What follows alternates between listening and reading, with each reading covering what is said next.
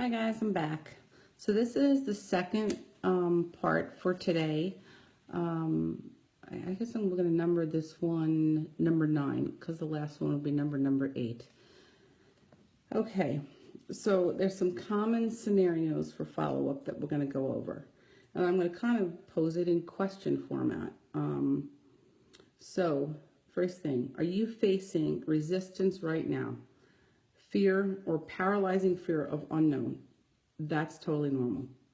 The fact that you're feeling fear means that you are on the verge of doing something that you've never done. When you do something you've never done, you're going to have success. So challenge yourself to push past this.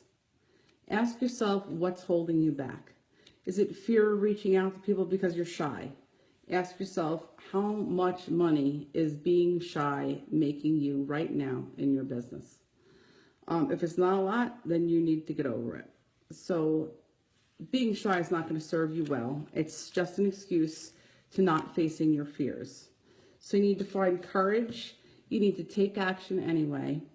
And you need to consistently face your fears so that you can get over them. So if you have a fear of contacting people you haven't spoken to in years, that's only going to be an issue if that's the last time they hear from you. So stay in touch with that person. If you have a fear of contacting people who told you no, or people that you kind of messed up the first time and you were an infomercial and just kind of vomiting your business all over them, that you did it all wrong. The moment you stop that and change the way that you operate, they're going to see that and they're going to be receptive. So if you feel that it's unnatural to do these things the way that we're teaching you, keep doing things that are unnatural to you and you're going to get results. Push yourself through it.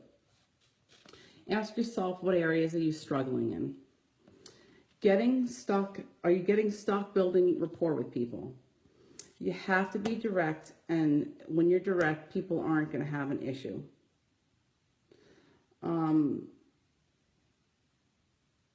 So what if the prospect didn't respond to your initial message?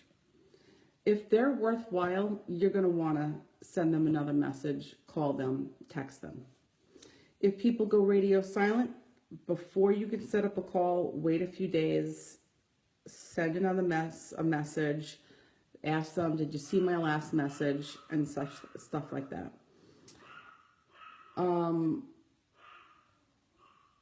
What if the prospect doesn't want to get on a call and they want you to explain everything to them or just send them information? So what you can do is send them a third-party tool and schedule the follow-up. The bottom line, if someone is being difficult, they're a rotten apple and you don't want them anyway. You don't need them. So the next part that we're going to go over is how to follow people that wouldn't get on the phone after you've sent them a third-party tool by messenger or text. If this prospect won't respond to your follow-up attempts, move on. If they cancel your scheduled call or cancel multiple times, take it away from them.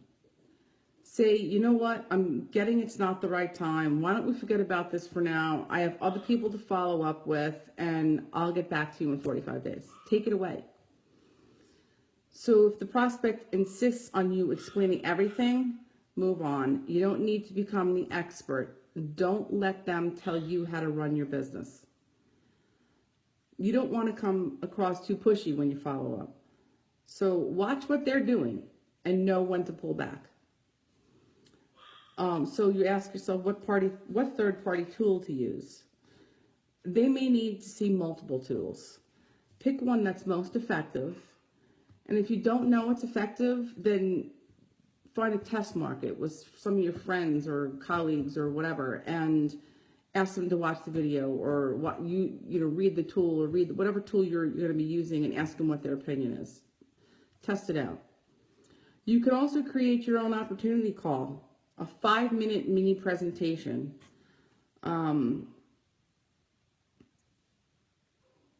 If you follow up with a prospect and they didn't have a chance to watch, just ask them when they're thinking for sure when they'll be able to watch and reschedule the follow-up with them. So we're going to start sorting your apples. the follow-up call with your prospect. Remember, we're sorting apples the entire way through.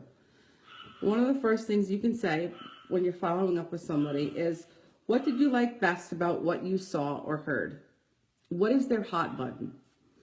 Some people are visual learners, some people are audio learners, so you kind of need to know your audience when you're going to send them this tool.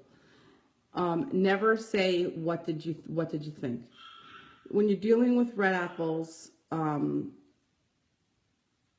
you ask that follow-up question, they might say they liked everything about it. You'll know a red apple as soon as you find one. At that point, don't make the process more complicated than it needs to be. And if someone gives you an overwhelming positive response, say, that sounds great. Let's get ready. Let's start. Let's get going here. Keep it simple. Try to get them to move into action right away. You want to do that with all of your red apples. Get them to move into action right away, whether it's signing up as a business builder or signing up to order product. Of course, when you're dealing with the rotten apples, they are the negative people, the dream stealers. Run away from them as fast as possible. You don't need them. You don't need to waste your time. Don't try to convince them. Otherwise, you'll never win.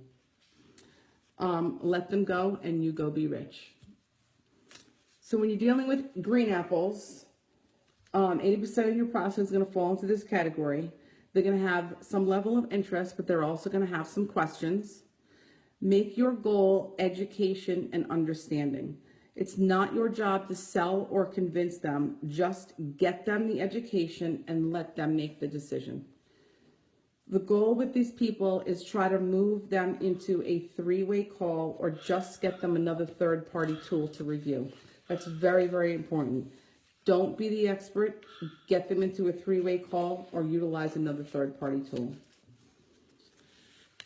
If you don't use a call, then use the group chat on Facebook Messenger. Find out what their questions are ahead of time.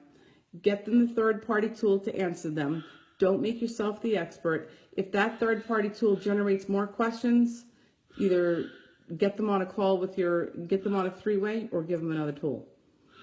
The training process, as I said before, starts from that moment that you contact people. If you're trying to make yourself the expert, you're going to push people away because they will think what you do is too difficult. But if you're constantly saying less, resisting the urge to answer the questions because you are using the tools and the third-party calls or messengers, it makes it look easier to them, and that they'll think that they can do what you do. Makes it duplicable. All right, so the exposure process. You want to focus on those green apples. The secret of making green apples turn red is by focusing on education and understanding, like I had just said. Sorry about my dogs barking in the background. I have an exterminator outside spraying the perimeter and they're freaking out. So I'm going to continue on. All right. So remember, it takes about 4 to 6 exposures on average for a green apple to make a decision.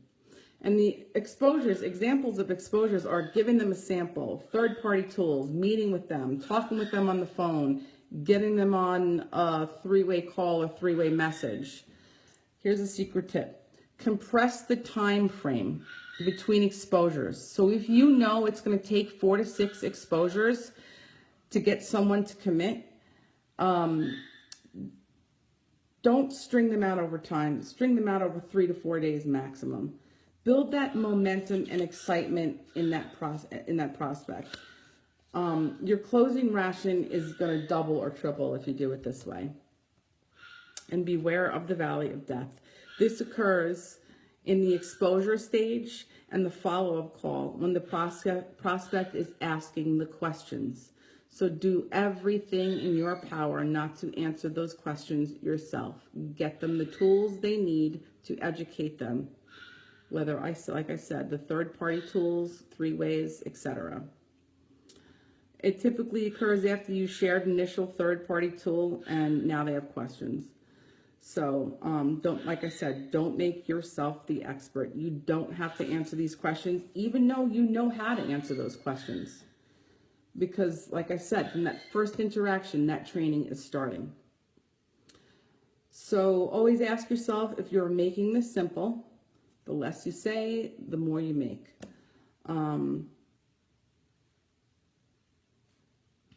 Okay, so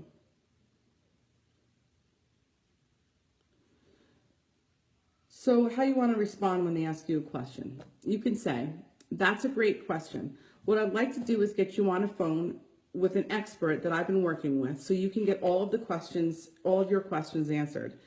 That they will do a much better job than I do. It has everything to do with you teaching them now the way to do business that is duplicable and has nothing to do with your ability to answer the questions. Remember, you may be able to answer those questions and get them to sign up, but if you are not the same way and they make themselves an expert when they go to do the business, they're going to fail. So say less and be mindful to keep it simple. And obviously the not ideal next step is to get them on a three-way call at this point. So the three-way call is when you get them on the phone with your expert. You need to edify your expert. You need to say that this person is successful, they're knowledgeable, they're fun, because they already trust you. And because they trust you, they're going to trust the expert that you're going to bring to them. So use the Facebook group voice messaging for three-way messages and transition to the three-way. Make sure that you prepare your expert beforehand. Get them ready. Like I said, properly edify them to make their job easier. Build some value in them. Your prospect's willingness to get on the call is a good indication of their interest level. If they're not willing to get on the call, they are a lower scale of interest. And try to set up a group chat, get them on whatever third-party tool they need to answer their questions. Send them info and ask what questions they answer. What questions that ask what questions answer. Oh my God, I'm sorry. Send them the info that answers the questions that they have in those tools. All right, so conducting the three-way. Get your prospect on the phone first and call your expert. Make a brief introduction. Tell the expert about what the prospect liked the most to help the expert know what the hot button is, and then shut up and let the expert do their job. You don't want to interrupt the expert during this call or during this three-way message.